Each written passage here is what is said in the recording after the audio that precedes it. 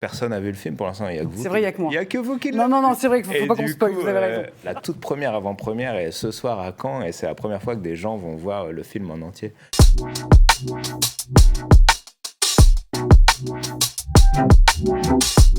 Le film, c'est l'histoire d'un chanteur qui part au Japon, qui est un peu dans une sorte de mini burn-out, et donc qui part au Japon pour changer un peu de vie.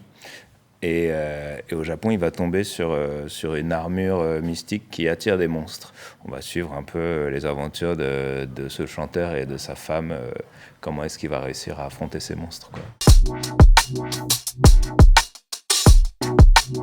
Moi, ce que j'aime bien dans la musique ou dans les films, c'est quand on me raconte une histoire qu'on maîtrise. Et donc, c'est toujours intéressant de partir de ses propres sentiments.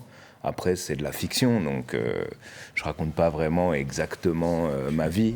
Il y a des monstres. Donc, j'aime bien quand je lis un livre ou quand je vois quelque chose, savoir que l'auteur y a mis du sien, quoi. Donc, forcément, partir de sentiments qu'on connaît, c'est toujours plus simple. Donc ma femme dans le film qui est jouée par Clara Choi et qui est un perso que moi je trouve super cool.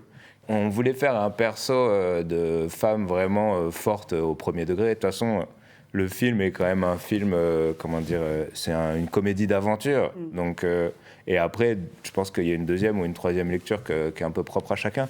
Mais du coup, c'est vrai que Nanako, c'est une combattante, c'est un peu la femme pote qu'on a tous envie d'avoir, quoi. On a vendu vraiment beaucoup de places de concert, donc ça veut dire que les gens ont aimé les tournées d'avant, donc je suis hyper content. Et après, forcément, va falloir faire des bons concerts, mais je bosse dessus depuis un petit bout de temps. On est en train de préparer des trucs super cool, donc c'est plus excitant, ouais.